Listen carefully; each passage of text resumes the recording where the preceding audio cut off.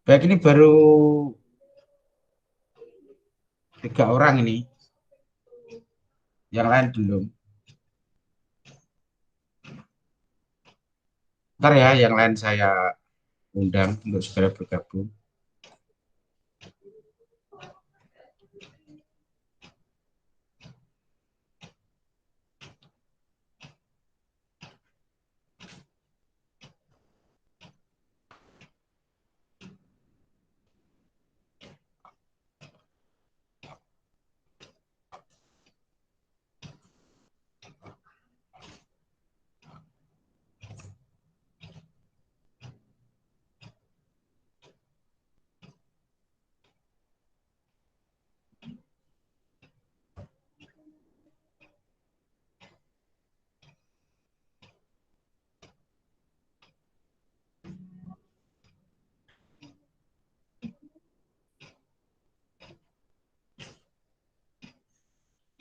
Nanti kalau presentasi kameranya dibuka ya.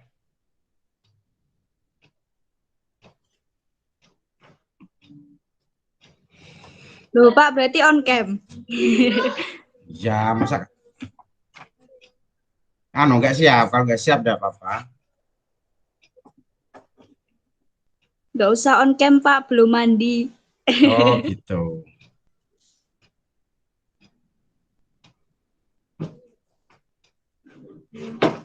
Ya, oke, nggak apa-apa. Daripada nanti nunggu yang lain juga belum.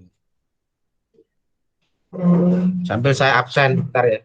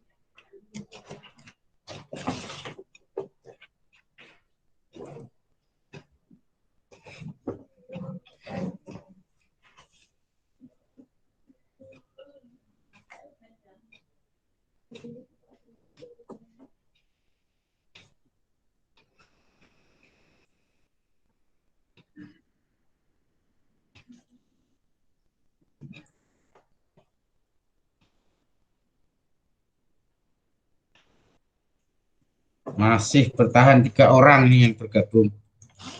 Yang lain tak kemana. Nanti ini yang membacakan gantian ya. Adrian masuk, Nabela masuk, Adis, ini mahasiswa, tuh keliru saya, maaf.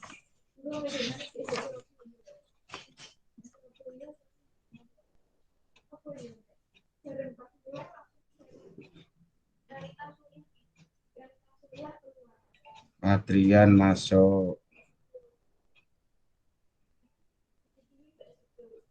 Nabil masuk, Adis masuk, Asari belum ini ya. Nabil, Adrian, Adis baru bertahan 3 orang. Tolong yang lain dibantu ya. Barangkali masih Iya, di Pak, sudah luar. tahu di grup. Nanti kalau udah 10 orang, nanti coba kita mulai ya.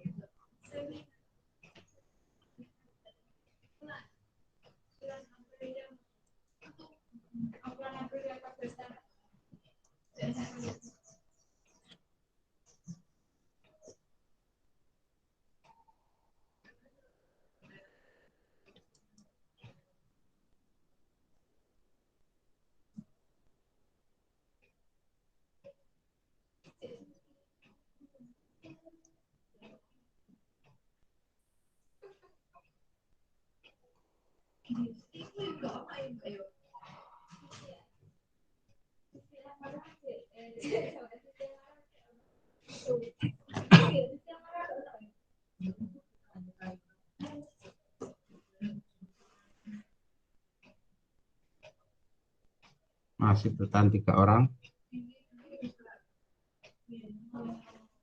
Nanti kalau nggak nunggu yang lain kan nggak seru ya.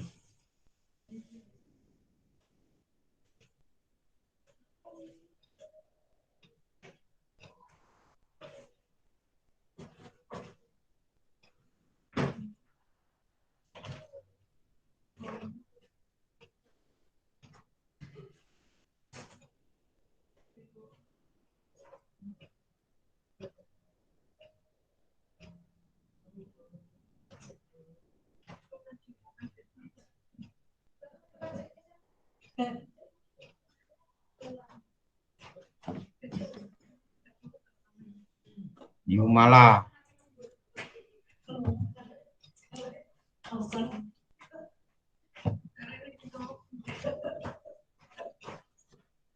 Kalau masuk salam ya. Malah.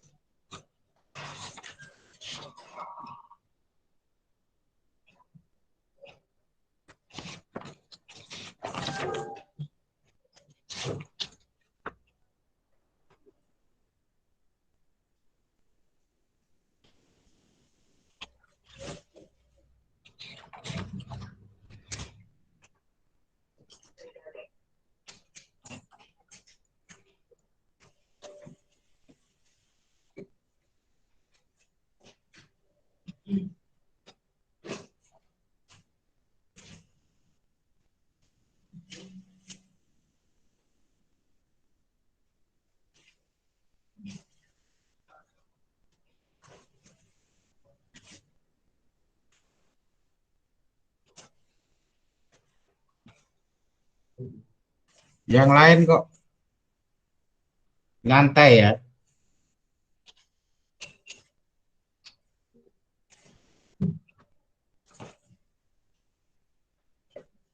Halo yuk malah.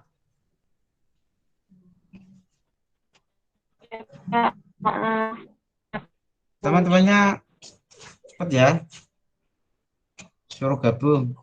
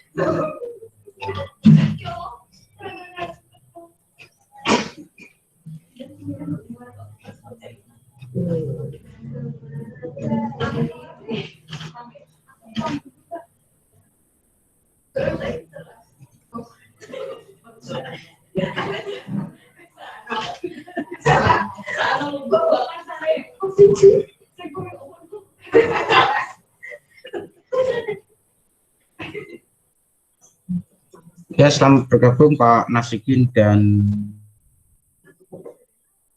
Pak Asyari ya. Halo, tes, tes, tes. Tes. 1, 2, 3.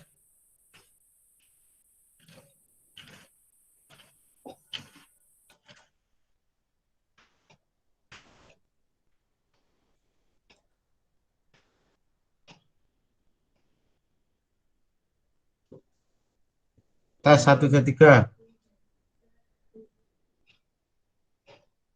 Tes 1, 2, 3. Ya, siapa suaranya Mas Adrian? Suaranya Adis. Iya, Adis. Nabel.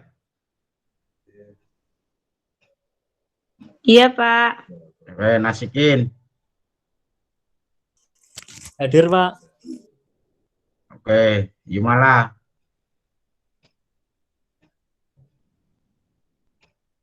Yumala. Asyari. Asyari. Iya, Pak. Hadir, Pak. Oke, baik. Begini, mahasiswa, selamat sore. Terkait dengan agenda untuk presentasi yang mestinya tatap muka, kita lakukan secara daring, mengingat masa pandemi dilarang untuk berkerumun, sehingga kita mengurangi jumlah kerumunan. Akhirnya kita terpaksa untuk melakukannya secara daring. Tapi ini mudah-mudahan tidak mengurangi khidmat daripada diskusi pada sore hari ini pada mata kuliah Pancasila. Baik, untuk menyingkat waktu, monggo saya persilakan untuk Nabil atau Adrian untuk menyampaikan paparan materi yang akan disampaikan pada sore hari ini sambil menunggu teman-teman kalian untuk bergabung di link mata kuliah Pancasila. Bisa dimulai, Nabil. Ini saya munculkan ya PPT-nya. Iya, Pak. Mas Andrian dulu, baru saya. Ya, ya, silakan. Apa jangan nggak ikut buat, ah? Kenapa, Pak? Ini hasil kerja kelompok apa Kerja kelompok. kerja? Oke, baguslah. Baik, segera dimulai. oke, terima kasih Pak Nur Samsi atas waktu yang diberikan. Saya mulai. Bismillahirrahmanirrahim. Assalamualaikum warahmatullahi wabarakatuh. Waalaikumsalam warahmatullahi Waalaikumsalam warahmatullahi wabarakatuh. Waalaikumsalam warahmatullahi wabarakatuh.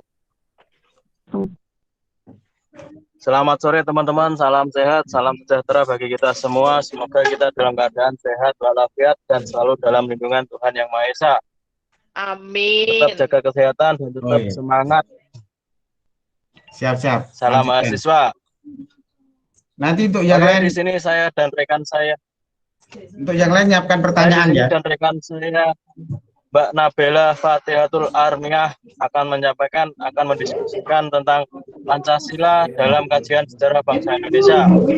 Yang di situ ada 3 topik pembahasan. Yang pertama adalah pengertian Pancasila, yang kedua adalah Pancasila era pra-kemerdekaan dan Pancasila era kemerdekaan. Yang pertama di sini saya akan menjelaskan pengertian Pancasila. Di sini Pancasila berasal dari bahasa Sanskerta yang terdiri dari 2 kata, yaitu panca dan sila. Apa sih panca? Panca di sini kita sudah paham ya, sudah tahu, mungkin bagi kita tidak awam. Panca itu adalah 5. Dan yang kedua adalah sila. Sila apa sih sila? Sila itu berarti prinsip atau asas.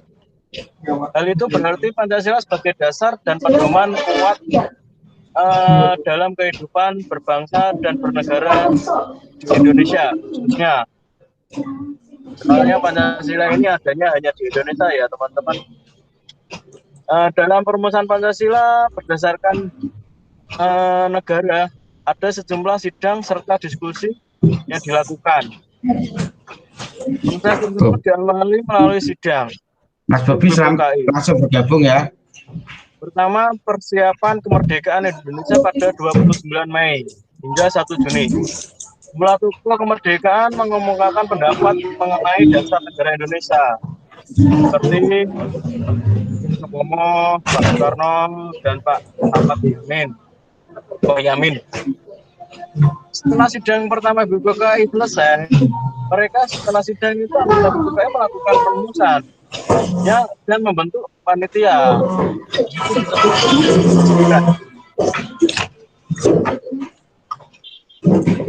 Yang baru bergabung langsung menyimak. Dan gini ya teman-teman, Jangan panitia lupa nanti 9 itu bentuk menyiapkan pada pertanyaan dan tanggal revisi. 29 Juni 1945.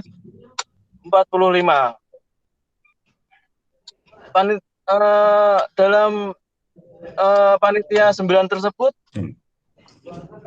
mereka dapat gini ya, intinya tuh mereka tuh sedang mengadakan rapat yang dinamakan adalah panitia 9 di situ.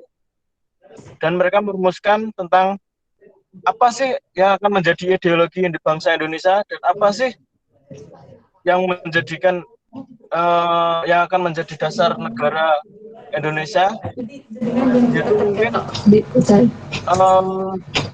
terciptalah Pancasila ya.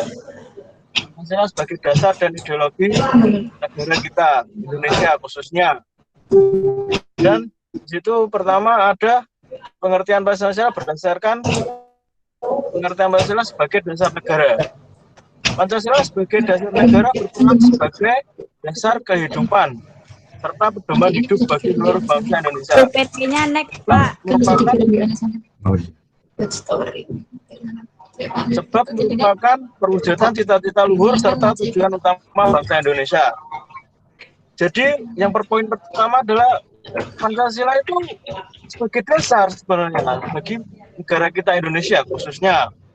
Karena Pancasila hanya ada di Indonesia, tentunya kita sudah tahu semua ya, nggak ada Pancasila di negara Amerika atau di negara, ya Mbak, gimana?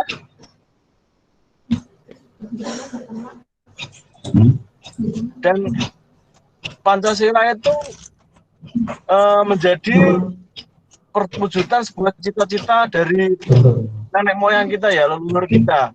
Seperti Pak Karno dan kayak Pak tadi Pak Muhammad Yamin dan Pak Supomo. Nah, di situ pemilik para leluhur kita tuh ingin menjadikan negara itu Pak Nur Samsi, maaf. Ya. Menyela sebentar. Kok materi saya sama punyanya Mas Andrian judulnya sama ya, Pak? Oh ya, enggak apa-apa. Memang ada yang materinya sama, ada yang berbeda. Jadi memang materi dengan judul Pancasila dalam kajian sejarah bangsa Indonesia ini memang terbagi dalam dua pertemuan. Jadi tidak apa-apa. Silakan dilanjutkan Mas Adrian. Mbak Makasih Rica, Pak Nur. nanti Mbak Rica dan teman-teman yang lain silakan membuat pertanyaan yang kritis. Ya, karena Iya, tentu Pak, akan ada poin nanti yang akan saya berikan. Ya, Siap Pak Nur, makasih. ya baik dilanjutkan.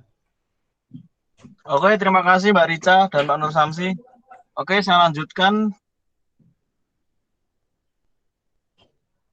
Itu PPT-nya PPT slide 3 Pak Nur Samsi ya, mohon maaf.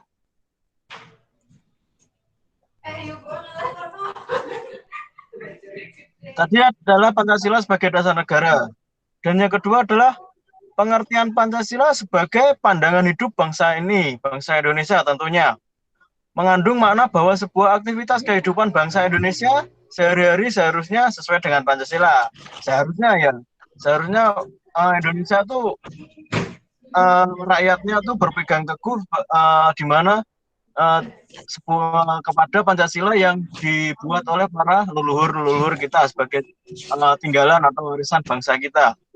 Tapi seiring berjalannya waktu kita lihat ya sekarang tuh para pemuda tuh terlebih generasi Z katanya anak sekarang ya atau generasi milenial itu Pancasila seakan-akan tuh mereka tidak mengenal atau tidak mengetahui ya mungkin sekedar Pancasila tapi mereka tidak menjadikan Pancasila itu sebagai pandangan hidup berbangsa Indonesia.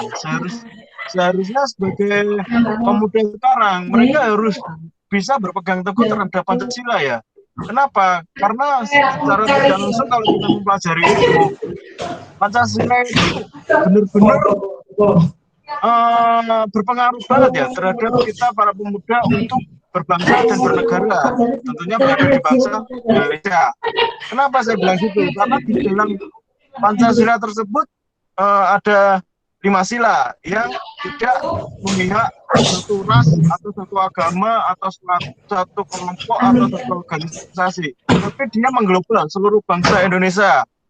Kita bisa lihat sila 1 ketuhanan yang Maha Esa. Dia menyebut Tuhan, bukan menyebut mohon maaf ya, mungkin nama lain, tapi dia memakai nama Tuhan. Tuhan kan semua agama melalui ini ada bilangnya kan Tuhan, bukan mungkin di agama kita ya, terutama agama saya sendiri Islam itu mungkin kita menyebutnya Allah Subhanahu Wa Taala ya. Itu tapi di situ tidak. Di dalam Pancasila itu sudah benar-benar gimana ya intinya tuh dia menyeluruh, tidak memandang bulu atau memihak satu organisasi atau satu agama. Makanya di situ ada ketuhanan, bukan Allah Subhanahu Wa Taala, tapi ketuhanan. Nah, dari situ kita bisa melihat sebenarnya para pemuda ini harus benar-benar bisa memegang teguh dalam kehidupan sehari-hari sebuah Pancasila tersebut. Tapi pada kenyataannya zaman sekarang, zaman milenial disebutnya atau zaman Z, itu Pancasila seakan-akan tuh kayak gimana ya, terabaikan. Dia cuma ngerti waktu mungkin pelajaran SD sebagai pelajaran kewarganegaraan atau PKN ya. Tapi di situ gimana caranya kita mengembalikan Pancasila itu sebagai pedoman atau menanamkan Pancasila itu kepada pemuda-pemuda ya. Itu mungkin kita cari caranya atau mungkin kita harus berpikir gimana caranya pemuda sekarang tuh bisa mengenal Pancasila. Lebih-lebih mereka mengamalkan atau berpegang teguh terhadap Pancasila ya. Yang ketiga adalah Pancasila sebagai ideologi negara. Visi atau arah dari penyelenggaraan kehidupan bangsa dan bernegara di Indonesia, yaitu terwujud kehidupan yang menjunjung tinggi ketuhanan, nilai kemanusiaan, kesadaran, dan persatuan. Caranya gimana? Kegiatan dan menjunjung tinggi nilai keadilan. Pengertian Pancasila sebagai ideologi negara. Dan Pancasila di situ ada fungsinya. Mereka tuh benar-benar memikirkan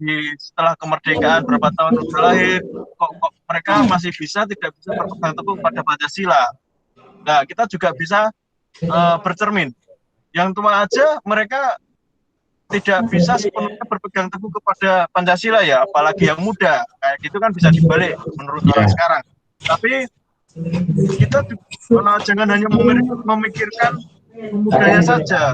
Nanti kalau pemuda yang kritis, mereka akan bilang, yang tua aja tidak berpegang teguh kepada Pancasila, kenapa kita harus pegang teguh kepada Pancasila? Sama kita dibalik kata kayak gitu kan susah juga ya. Jadi kita juga harus sama-sama memikir gimana yang tua juga bisa menyontohkan sesuai Pancasila dan yang muda bisa mengikuti sesuai Pancasila. Ya, di situ mungkin yang ketiga pengertian Pancasila sebagai ideologi negara. Dan yang keempat adalah pengertian Pancasila sebagai sumber dari segala hukum. Yang dimaksud bahwa segala peraturan perundang-undangan yang berlaku di Indonesia bersumber dari Pancasila dan tidak bertentangan dengan Pancasila.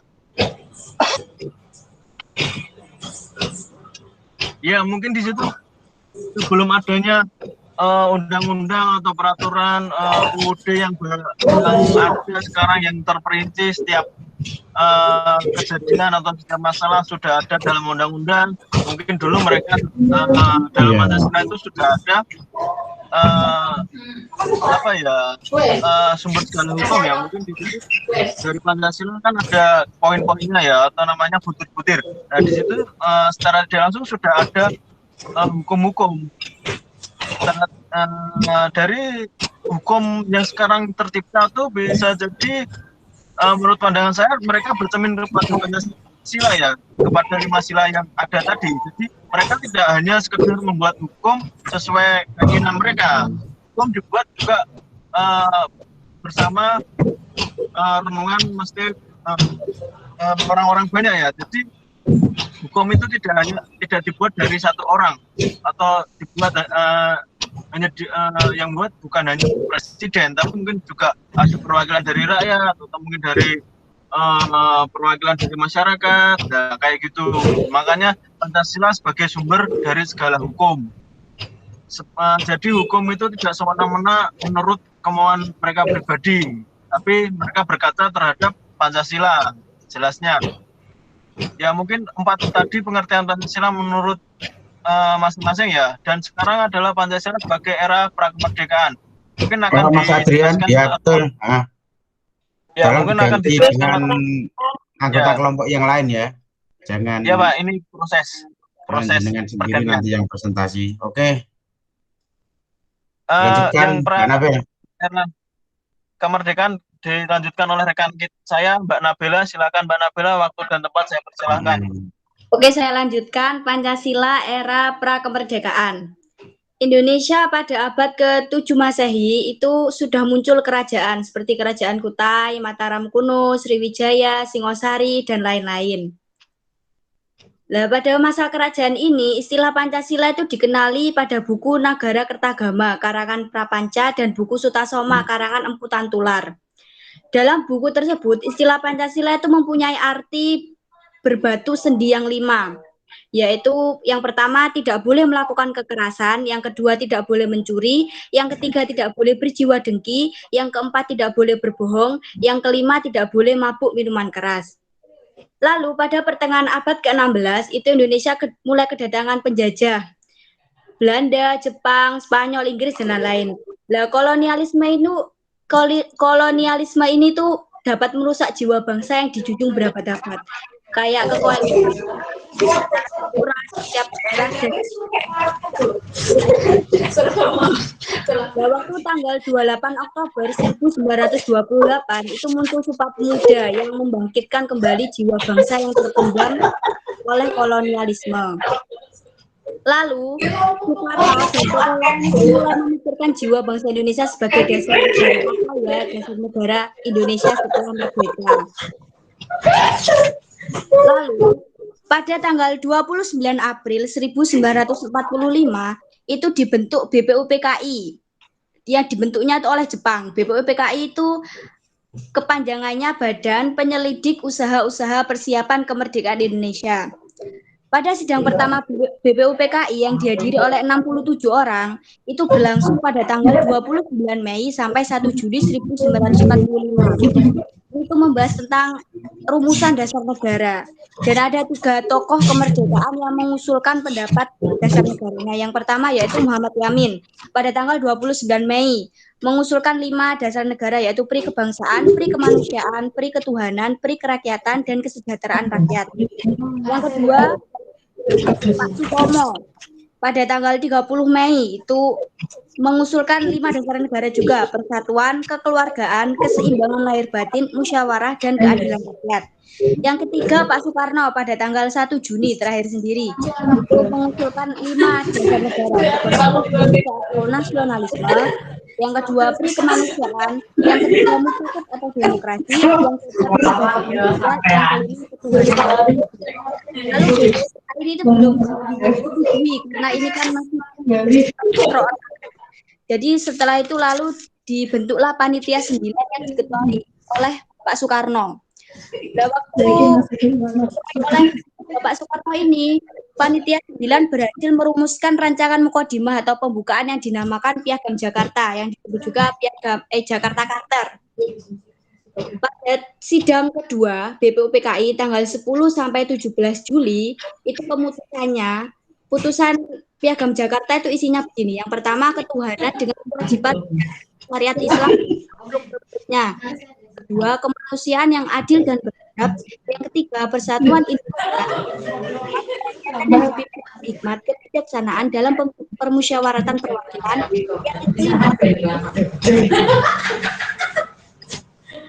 Setelah ini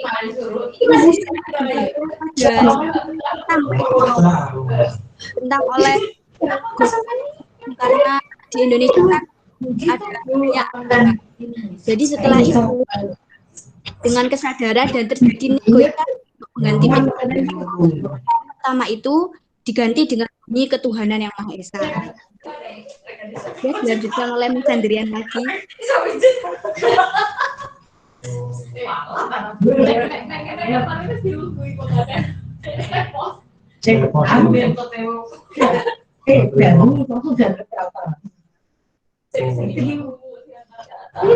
Ya, terima kasih Mbak Nabila. Ini penjelasan terakhir Pancasila era kemerdekaan. Pada tanggal 18 Agustus 1945, Piagam Jakarta mengesahkan pada sidang PPKI dan membentuk Undang-Undang 1945. Naskah Piagam Jakarta ditulis menggunakan ejaan Republik dan ditandatangani oleh Insinyur Soekarno dan Muhammad Moh-Hatta. Nggak bisa masuk ya apa masalahnya? Paramis Abdul Qahar, Hasim Salim, Ahmad Subando, dan Ya. lainnya. Pada tanggal 22 Juni 1945, Piagam Jakarta membandingkan rumusan dasar negara menjadi 1.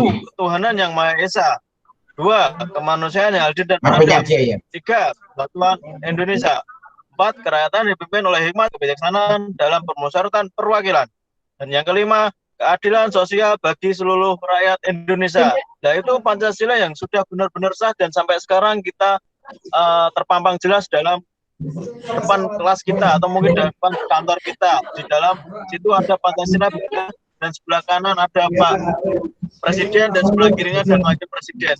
Itu sudah menjadi Pancasila yang sampai sekarang kita pegang dan sampai sekarang kita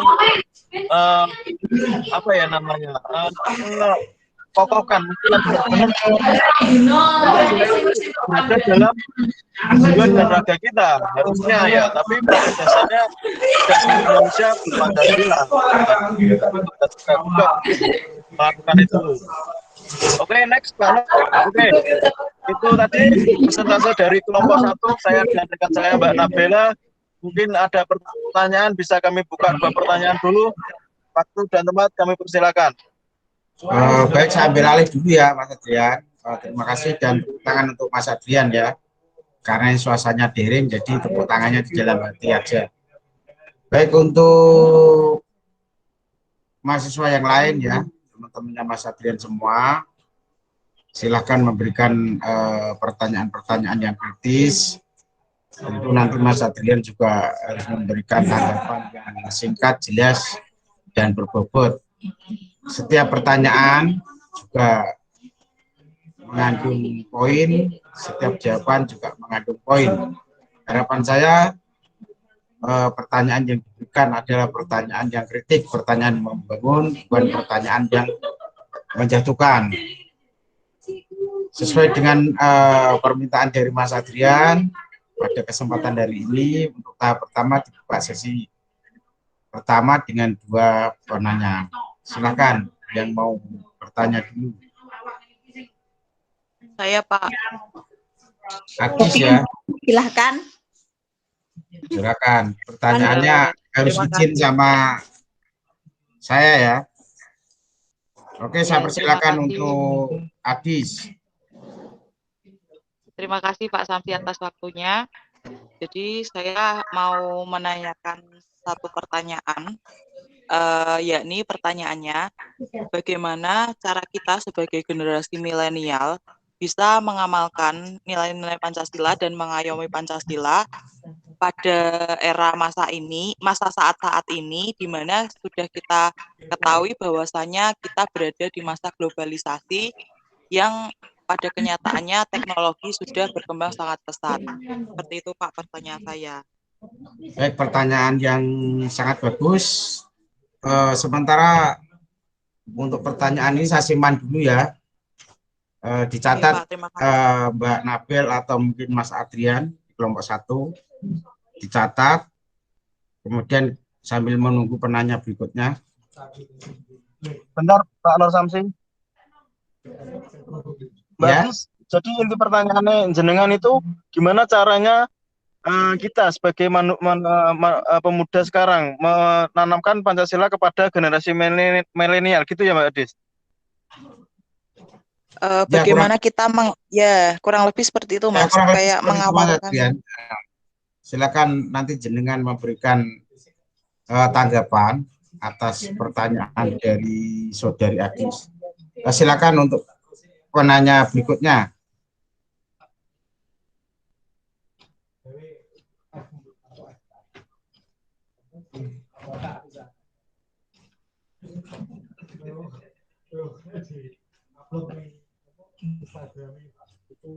Ya, kalau memang untuk penanya berikutnya masih belum ada, saya persilakan langsung pada kelompok 1 untuk memberikan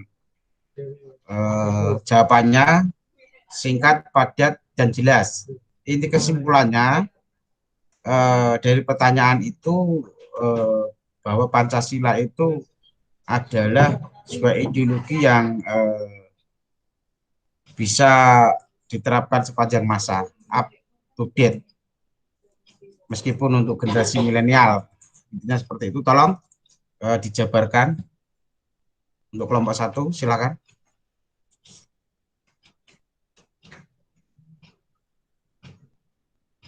Ya, halo kelompok 1.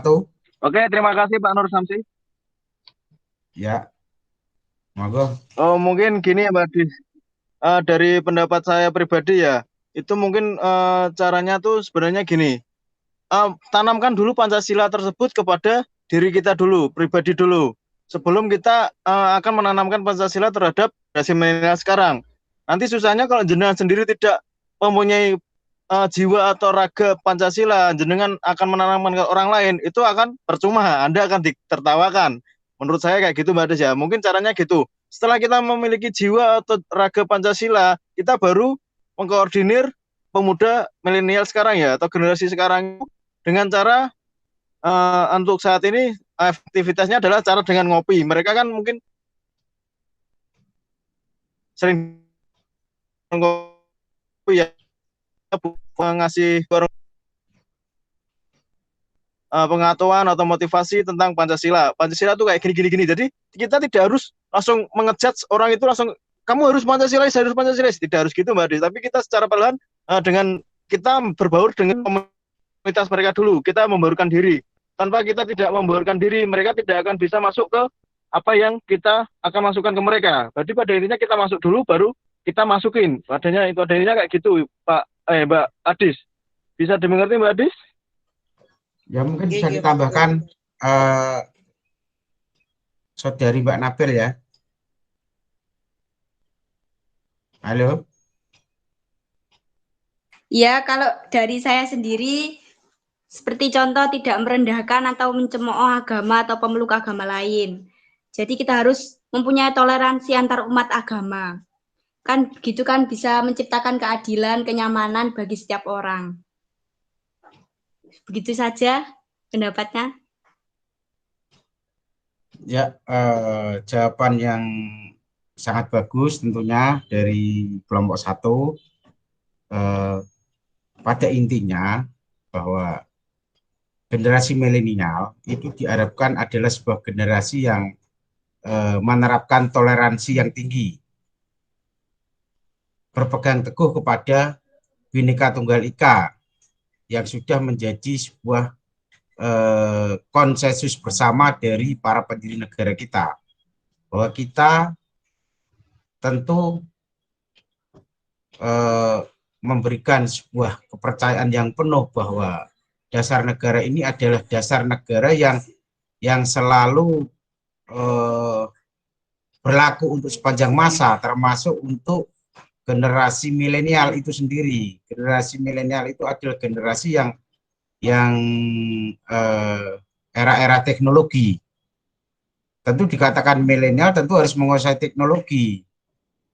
Teknologi seperti apa? Termasuk dalam bermedia sosial, kita tentu juga harus mencerminkan bahwa kita itu adalah orang yang punya kepribadian yang luhur, yang merupakan cerminan dari nilai-nilai Pancasila, termasuk sila ketuhanan yang Maha Esa, saling menghargai sesama manusia, penerapan sila kedua, dan itu diterapkan dalam setiap perilaku kita. Apalagi tantangan generasi sekarang ini adalah gerakan intoleransi. Tentu sebagai generasi milenial, generasi penerus harus pandai-pandai memfilter apapun yang akan kita terima dan kita olah dalam kerangka berpikir kita. Setiap informasi dan masukan apapun tidak kita terima mentah-mentah. Saat ini di era globalisasi, begitu mudahnya informasi, kemudian pengaruh budaya apapun lebih mudah masuk melalui media sosial. Tentu harapan kita bahwa Pancasila itu menjadi filter bagi generasi muda untuk menyaring budaya-budaya yang datang dari luar negeri. Yang cocok, yang bagus kita terapkan. Yang tidak bagus tentu kita tinggalkan. Ini tambahan dari saya ya. Baik, saya lanjutkan ya untuk penanya berikutnya. Selamat bergabung Mas Denny Rostamaji. Ngapunten Pak, telat. Ya, enggak apa-apa. Tadi memang agak error ya, sehingga masuknya sulit. Enggak apa-apa. Barangkali untuk Mas Denny ada pertanyaan pada tema diskusi mata kuliah Pancasila sore hari ini. Nyimak dulu Pak. Oke, mungkin yang lain Mbak Yumala, Mbak Badi, Rica ini biasanya kritis sekali ya. Nggak tahu ini. Mas Nasikin, Mas Atau Pak Mas Hari, mahasiswa baru. Pak Mas Heri, silakan memberikan pertanyaan yang kritis untuk kita diskusikan bersama pada sore hari ini. Jadi kita belajar bareng-bareng ya untuk bagaimana kita itu menjadi generasi yang berwatak Pancasila. Pancasila itu tetap menjadi bagian dari perjalanan hidup kita nantinya sampai kapanpun.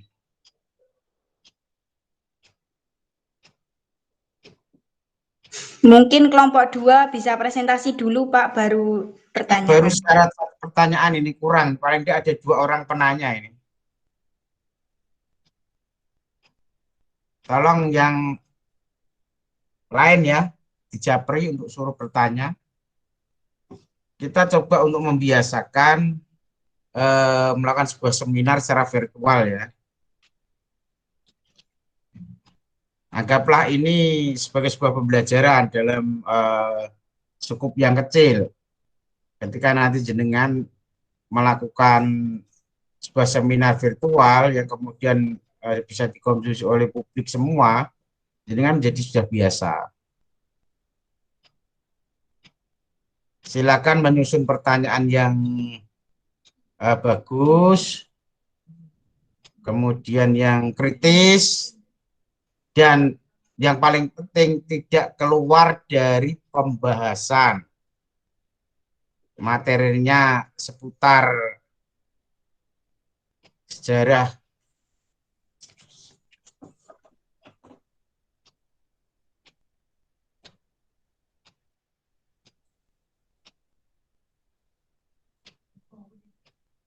ini saya ingatkan, materinya seputar Pancasila dalam kajian sejarah bangsa Indonesia. Jadi nilai-nilai Pancasila ini adalah asli, digali dari bumi Indonesia, bukan dari luar negeri. Tadi disampaikan oleh Mbak Nabel ya, bahwa pada zaman jauh sebelum Indonesia merdeka, Pancasila itu sudah dikenal pada zaman kerajaan Majapahit, kemudian kerajaan Sriwijaya. Ini menunjukkan apa? Berarti dulu sekali bahwa orang asli Indonesia ini sudah mengamalkan nilai-nilai Pancasila. Akan tetapi Pancasila secara resmi baru yang tercantum di dalam pembukaan Undang-Undang Dasar 1945. Ini melalui proses yang sangat panjang. Bagaimana sidang BPUPKI tanggal 29 Mei sampai dengan tanggal 1 Juni yang kemudian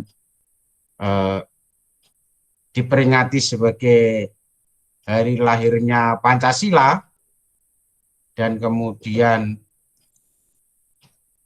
panitia 9 tadi yang disampaikan oleh Pak Nabel, kemudian dapat menelurkan piagam Jakarta atau Jakarta Charter tadi ya, yang kemudian 7 kata dalam sila yang pertama itu, yang awalnya ketuhanan dengan menjalankan syariat Islam bagi pemeluk-pemeluknya. Kemudian dalam pembukaan Undang-Undang Dasar 1945 atas kesepakatan bersama dari golongan agama dan golongan kebangsaan, itu disepakati menjadi ketuhanan yang Maha Esa. Begitu. Baik, ada penanya berikutnya? Kalau memang tidak ada, kita lanjutkan untuk diskusi kelompok 2.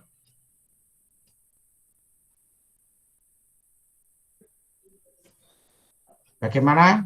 Kelompok 2. Kelompok 2 siapa ya berikutnya? Saya sama Kak Adis, Pak. Rica sama Adis. Nah, sekarang tugas Rica membuat pertanyaan atas presentasi yang dibuat oleh Adrian dan Nabel sebelum melakukan presentasi. Sekarang, Pak. Iya, silakan bertanya dulu.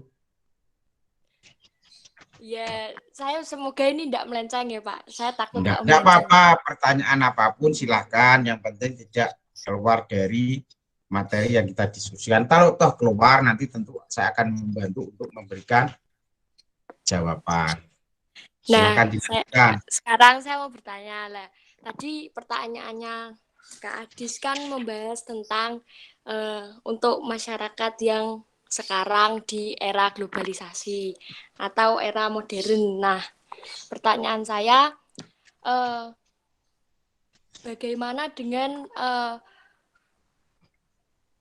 bagian politik yang memungkinkan sebagian besar kalau dilihat dengan mata kepala kita sendiri itu masih beberapa ada yang melenceng atau tidak sesuai dengan dasar negara kita Pancasila. Nah, bagaimana cara mengatasi, bukan mengatasi sih, kayak bagaimana cara untuk membuat para petinggi ini supaya sadar untuk berjalan sesuai dengan dasar negara kita yaitu Pancasila.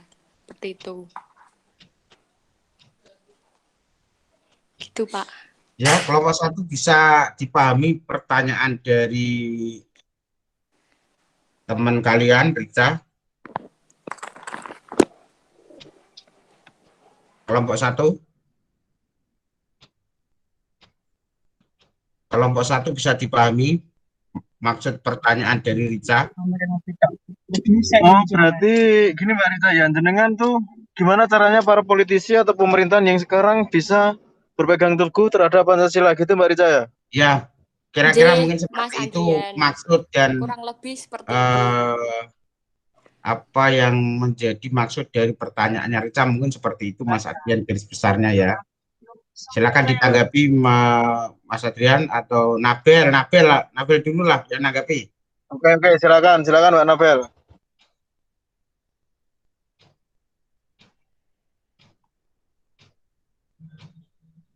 Oh, ditanggapi aja Mas Adrian, enggak apa Mas Adrian. Mungkin Mbak Nabelnya lagi. Iya, lagi sholat Pak biasanya. Ya. Oke, gini Mbak Rita ya, ini menurut tanggapan saya ya, menurut pandangan saya, sebenarnya para politisi atau mungkin pemerintahan tuh sebenarnya mereka paham Pancasila betul, soalnya mereka udah lebih tua daripada kita ya, dan mungkin mereka juga lebih berilmu, bisa jadi berilmu, sudah pasti berilmu. Tapi gini, masalahnya sekarang tuh kesadaran diri. Apakah mereka sadar akan Pancasila ditanamkan dalam diri mereka, dalam kehidupan mereka, dalam mereka berpolitisi itu mereka menanamkan tidak? Kalau seakan-akan mereka sudah dalam kesadaran diri tidak ada, ya percuma mereka tahu Pancasila dan mungkin mereka paham dengan Pancasila dan butir-butirnya, tapi mereka tidak ada kesadaran diri untuk menanamkan Pancasila dalam kehidupannya mereka, mungkin dalam berpolitisi, ya yang kita tahu ya politisi sekarang tuh ya memang tidak Pancasila kebanyakan, tapi ya kebalik-balik kepada oknum dan individunya. Mungkin begitu Pak Samsi, bisa ditambahi, terima kasih. Ya baik, jawaban Mas Adrian. Pak, saya mau bagus lagi. Ya, silakan saja langsung. Gini Mas Adrian, apa kan itu kan memang semuanya kan berawal dari diri sendiri. Apa Mas Adrian ada saran atau apa untuk merubah mindset, misal kayak apa gitu selain semua berawal dari diri sendiri, karena semuanya kan memang berawal dari diri sendiri, cuman mungkin ada saran untuk bisa merubah mindset seseorang atau bagaimana? Terima kasih Mas. Ya, itu tadi Mas Adrian, perlu ditanggapi atau sudah tercover dalam jawaban Mas Adrian, monggo. Oke Mbak Rica, ini ya. Semua orang dapat memotivasi orang lain. Semua orang bisa jadi motivasi orang lain. Tapi motivasi terbesar adalah diri mereka sendiri. Percuma orang itu mendapatkan motivasi, kita kasih motivasi, kalau mereka tidak bisa memotivasi diri mereka sendiri. Percuma juga setiap orang itu berkata-kata baik atau merubah mindset mereka kalau mereka tidak membuka pikiran mereka untuk merubahnya. Kembali lagi kepada individu Mbak Rica. Jadi kita tidak bisa memaksakan setiap individu, tapi kita bisa memberi pengarahan, memberi pelajaran, memberi ilmu. Tapi kita tidak bisa merubah mereka. Soalnya apa? Mereka sendiri tidak mau membuka, ibaratnya tidak mau membuka otak mereka atau membuka diri mereka untuk menerima itu. Jadi ya kita tidak, semua tidak ada yang percuma. Cuma kita udah berusaha untuk merubahnya itu, mengasih tahu. Intinya ya kayak gitu Mbak Rica ya. Maksudnya semua bisa kasih motivasi, pengetahuan atau ilmu. Tapi kembali lagi kepada diri mereka. Mereka mau menerima enggak? Mereka mau membuka diri atau tidak lah. Kembali lagi ke diri mereka lagi Mbak Rica. Gitu Pak Nur Hamsi, terima kasih. Bagus sekali jawaban yang sudah diberikan oleh kelompok 1. Mungkin Mbak Nabel akan menambahkan atau cukup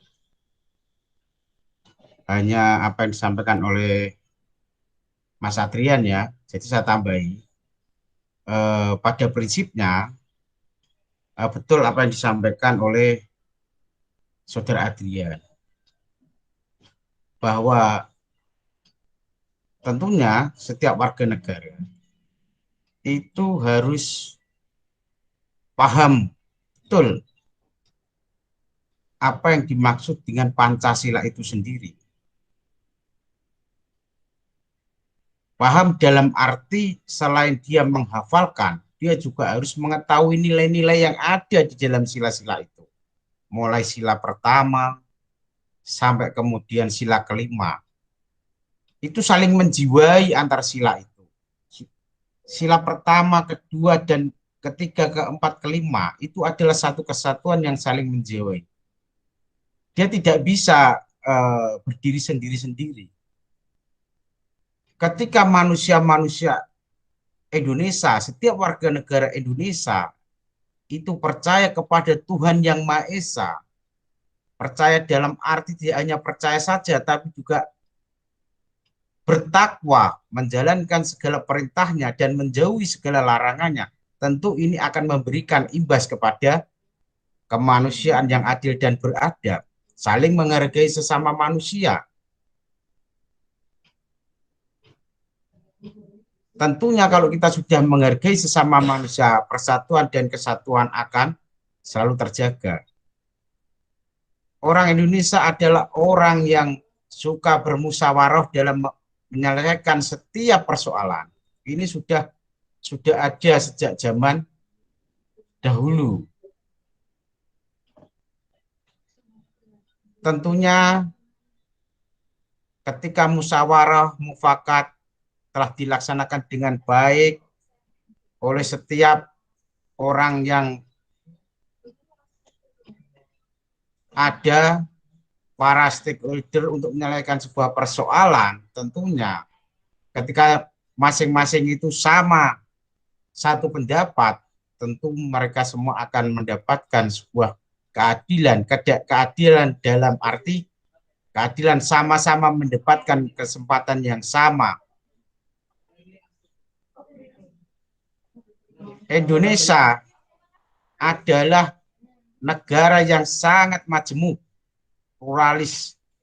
Tentu ini membutuhkan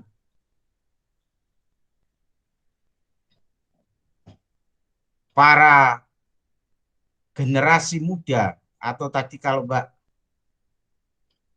Rica ya tadi, bagaimana dengan para politisi kita sekarang ini.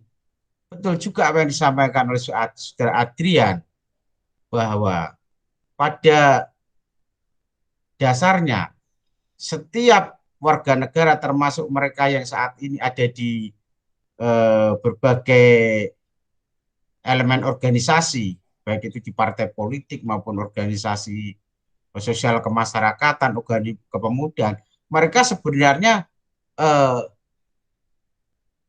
ketika mereka masuk sebuah organisasi, di mana organisasi sendiri itu harus berasaskan pada Pancasila. Tentu ini dengan maksud apa? Orang-orang yang ada di dalam organisasi itu, baik di partai politik atau organisasi sosial masyarakat apapun, tentu dia harus tunduk dan patuh terhadap nilai-nilai Pancasila. Ini adalah sebuah motivasi yang ada di dalam organisasi sendiri. Sehingga motivasi yang dari luar itu tentu didukung oleh motivasi yang ada dalam diri individu-individu itu sendiri. Oke, secara organisasi misalnya ya, sebuah partai A, partainya bagus. Kemudian ada lagi sebuah organisasinya bagus. Ketika ada orang yang kemudian menyimpang dari aturan, tentu benar apa yang disampaikan oleh Saudara Adrian, bahwa itu adalah oknum. Oknum. Aturannya bagus, organisasinya bagus, pengurusnya juga bagus, ada 1-2 orang, itu adalah bukan suatu hal yang baru. Tentu kita melalui berbagai media tentu pernah melihat hal-hal seperti itu. Ada satu dua orang yang kemudian terjadi sebuah perbedaan pendapat. Itu hal yang biasa karena negara demokrasi itu adalah negara yang perbedaan itu kemudian dipertemukan dalam konteks musyawarah mufakat, kan begitu. Kebebasan untuk menyampaikan pendapat, gitu, Pak. Betul, ada kebebasan untuk berpendapat dan itu dilindungi oleh Undang-Undang Dasar. Tiap-tiap warga negara ya, memiliki kebebasan berserikat, berkumpul, mengeluarkan pernyataan dan pendapat, dan itu diatur dalam pasal 28 Undang Dasar 45. Apapun pendapatnya, apapun organisasinya, selama dia berdiri di Republik ini, dia harus tunduk kepada dasar negara kita, yaitu Pancasila. Itu yang bisa saya tambahkan. Mungkin ada yang mau menambahkan, Mas Denny? Saya boleh, Pak. Closing statement ya kalau bisa untuk kelompok Saya satu. boleh menambahi, Pak. Nambahi, oke. Iya. Tapi kalau misalkan nanti ada melenceng atau kurang tepat dan salah, saya mohon maaf untuk diluruskan, ya, Pak. Iya. Nanti jadi untuk kalau kemungkinan yang dibahas, dipending ya untuk pertemuan minggu depan kelompok 2. Sabar, banyak-banyak belajar dulu. Yang dibahas pertanyaannya makin kritis nanti. Saya pun nanti akan bertanya ketika tatap muka ya. Jadi seperti ini, Pak, kalau menurut saya dan pandangan saya, ketika tadi yang ditanya adalah kenapa para pejabat tinggi tidak ada, kadang ada sebagian yang di kehidupannya. Pancasila yang benar-benar Pancasialis seperti sila keempat yang musyawarah, dan terus sila kelima yang keadilan sosial. Yang sering terjadi adalah sila kelima ini, Pak. Jadi yang saya lihat di sini adalah penekanan terhadap sanksi ketika ada oknum yang benar-benar melenceng dari dasar negara kita. Seperti kita ambil contoh ke kasus koruptor kita yang notabene negara demokrasi dengan kasus koruptor yang ada di negara komunis seperti Korea.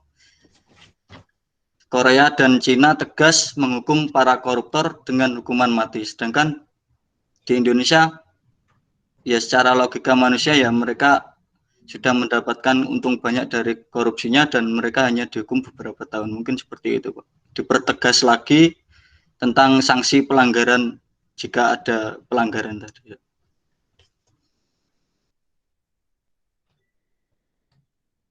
Baik, tanggapan yang sangat bagus dari Mas Denny. Pak, izin sholat dulu, nggih. Oke, siap. Karena ini urusan dengan Allah, hablum minallah, tentu ini nggak boleh kita tinggalkan. Urusan dunia jangan menghalangi ibadah kita kepada Allah.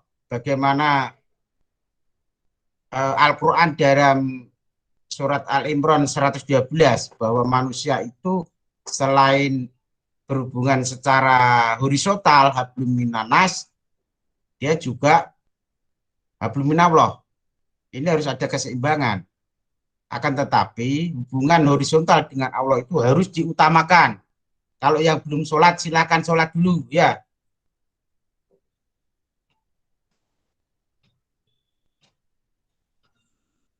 Baik, Mas Denny tadi bagus sekali ya. Apa yang ditambahkan dalam diskusi sore hari ini. Tentu bukan berarti negara kita atau mungkin para pejabat kita kurang berbuat adil kepada para pelaku korupsi. Tentu tidak seperti itu ya. Karena bagaimanapun juga di Republik ini bahwa hukum itu adalah panglima. Bahwa negara Indonesia ini adalah negara yang berdasarkan hukum. Jadi negara kita itu Rechtsstaat, negara hukum, bukan maktat, bukan negara kekuasaan. Tentu setiap perilaku dari setiap warga negara, baik itu warga negara biasa ataupun para pejabat negara, apapun posisinya, tentu diperlakukan sama di hadapan hukum. Di dalam proses persidangan, satu konco perkara korupsi, mengadili perkara korupsi, katakanlah, dalam konteks hukum ini masuk kategori perkara pidana khusus. Ini tolong dicatat ya. Korupsi itu masuk pidana khusus. Ada pidana umum, ada pidana khusus. Pidana umum itu seperti pembunuhan, pencurian, penipuan. Kalau pidana khusus, salah satunya adalah perkara korupsi. Dalam perkara korupsi, proses beracaranya juga ada Kitab Undang-Undang Hukum Acara Pidana. Dalam hukum materialnya adalah Undang-Undang tentang Tindak Pidana Korupsi. Telah diatur ancaman hukuman maksimal dan ancaman hukuman minimal.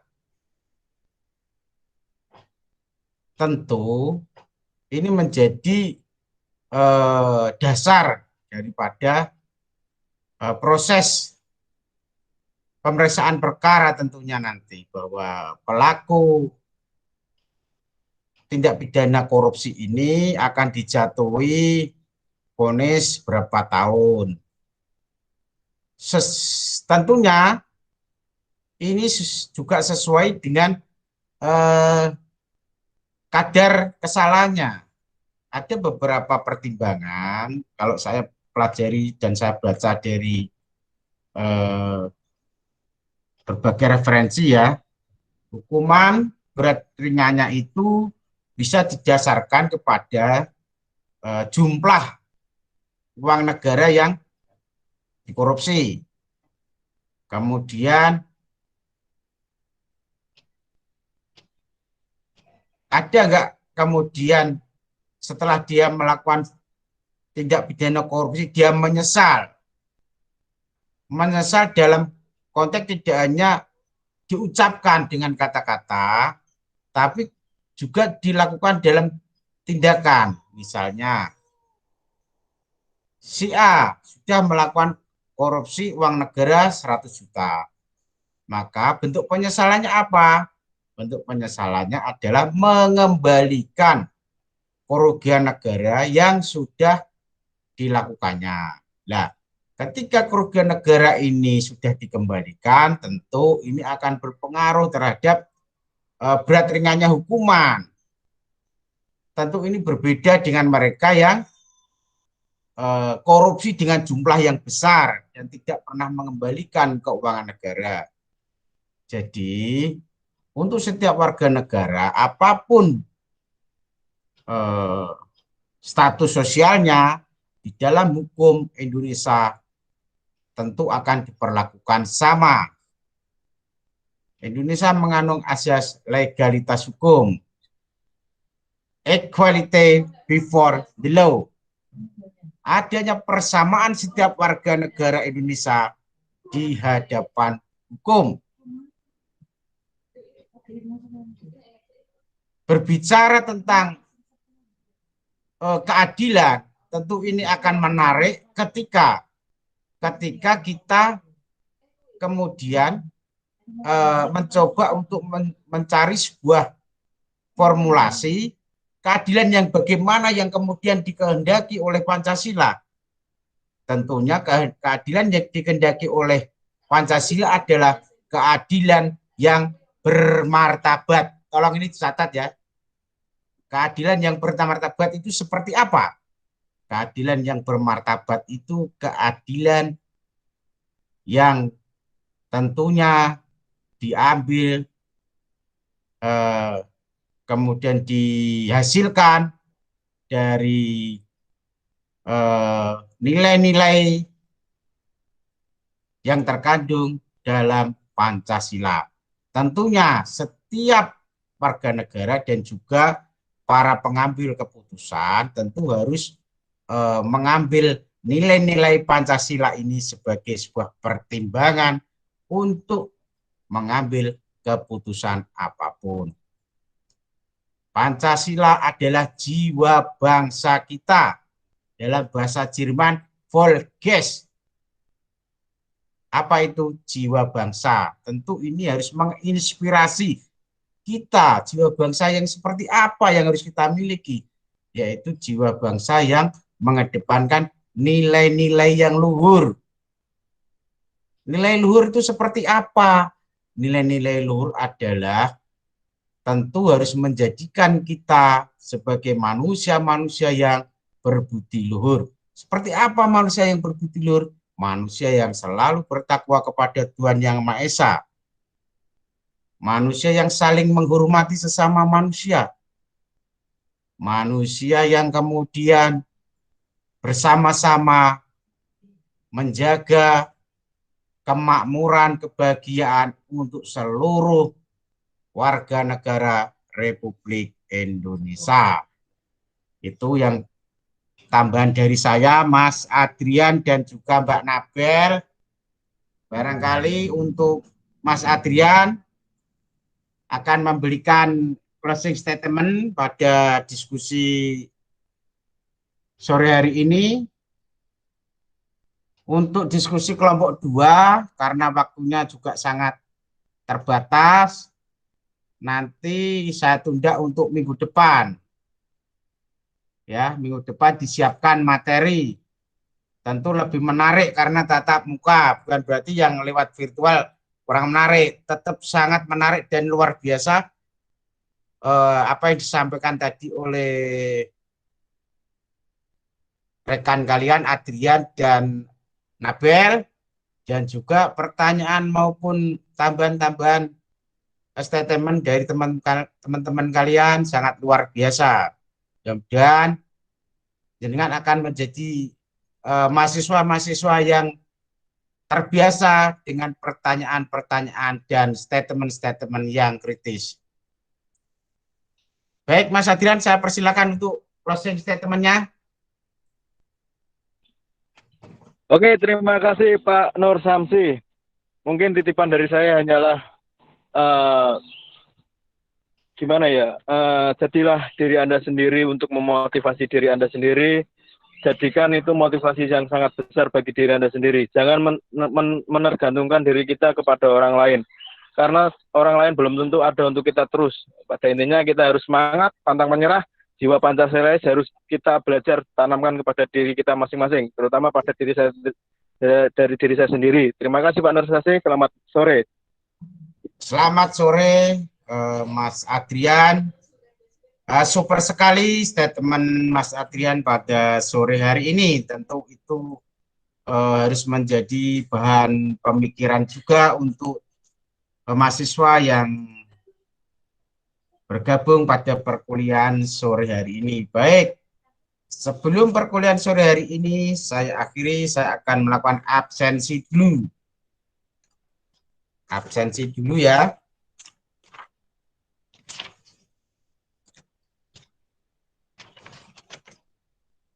Aminatul Nasiroh, ada ya tadi ya?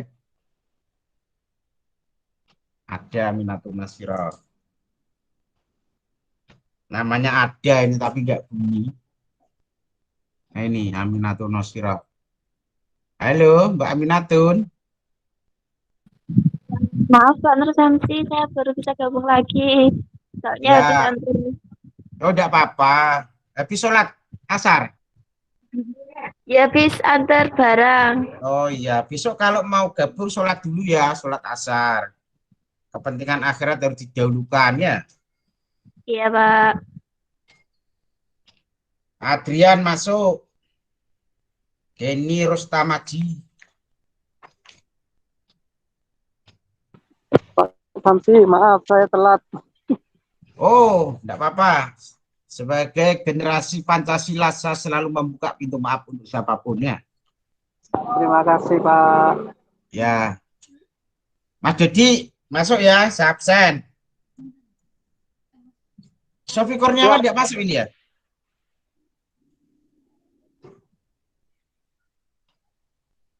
Dini Dwi Fitria enggak masuk, Fitria kita.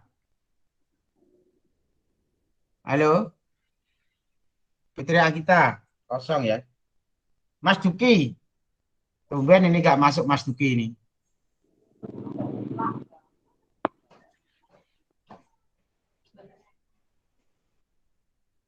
Ya, tidak apa-apa, Aminatul Nasiros. Fatoni nggak masuk ya? Hah? Fatoni nggak masuk, Wahab nggak masuk, Mas Duki nggak masuk. Jelinta Lisa, Pak. Jelinta Lisa baru join tadi. Siapa? Jelinta Lisa. Oh, sudah masuk itu, sudah. Oh iya, terima Saya kasih. lihat tadi. Fitri Agita nggak masuk ya? Saya coret, nggak masuk. Selvina Ayu nggak masuk. Sofi Kurniawan nggak masuk. Tiduran paling Pak. Oh, enggak apa-apa. Mungkin capek kerja. Kita sebagai generasi-generasi milenial yang berjiwa Pancasila tentu harus memaklumi setiap aktivitas selama itu aktivitas yang baik dan bermanfaat. Muhammad Asyari. Saya Pak, masuk Pak. Alhamdulillah, ini aktif ini. Masuk terus. Baik, ada yang belum saya panggil tadi? Sudah semua ya? Pak. Hah? Pak Rica sudah apa belum, Pak? Oh, Rica sudah absen. Masuk. Rica, masuk. Rica ini dapat poin tadi bertanya. Siapa? Makasih. Saya catat ini. Denny, Rica, Adis. Saya ulangi ya, ini sebagai motivasi. Diskusi yang pertama, diskusi kelompok 1. Pematerinya ada teman kalian sendiri, Adrian sama Nabila.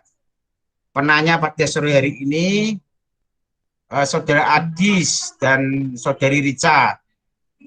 Pertanyaan-pertanyaan yang kritis dan luar biasa ya, tentu ini juga harus dikembangkan terus ya. Kembangkan terus agar jenengan menjadi orang-orang yang selalu berpikir kritis, kreatif. Kemudian tadi sempat memberikan sebuah tambahan statement dari Mas Denny, luar biasa juga. Baik, untuk diskusi kelompok 2 pada saat pertemuan tatap muka ya nanti dipersiapkan PPT-nya, kalau ada nanti dalam bentuk pimpinan ya disiapkan. Nggih, Pak, sampun. Oke, baik. Disiapkan untuk Rabu depan ya. Pak mau tanya Pak. Ya. Untuk presentasi itu misalkan saya via daring boleh enggak ya Pak? Boleh. Nanti mempertimbangkan segala sesuatu, mungkin jenengan karena bekerja sehingga tidak bisa datang ke kampus, tentu akan kita maklumi dan nanti presentasinya secara daring. Nanti ada jadwal, nanti saya atur jadwal jenengan pada saat kuliah daring ya, Mas Diki ya. Matur suwun Pak. Ya.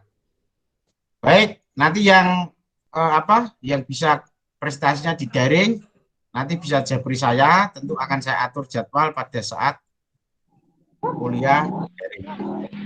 Baik, mungkin itu yang saya sampaikan pada mata kuliah Pancasila pada sore hari ini. Mudah-mudahan apa yang kita laksanakan pada sore hari ini bernilai ibadah, dapat menambah wawasan kita, menjadikan kita sebagai manusia-manusia yang berjiwa Pancasila. Baik, pesan dari saya selalu menjaga kesehatan, tetap melaksanakan protokoler kesehatan. Demikian, kalau ada kata-kata yang kurang berkenan untuk para mahasiswa, Saya sebagai manusia biasa tentu tidak luput dari salah dan dosa. Kebenaran hanya mutlak milik Allah Subhanahu wa Ta'ala. Wallahu wafiq illa aqwamit thoriq. Wassalamualaikum warahmatullahi wabarakatuh. Waalaikumsalam warahmatullahi wabarakatuh. Waalaikumsalam warahmatullahi wabarakatuh.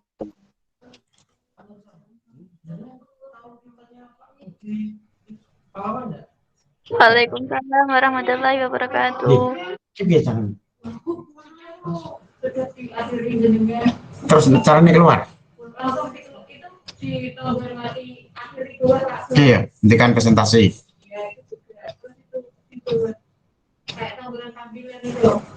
Oke. Terus rekamannya gimana?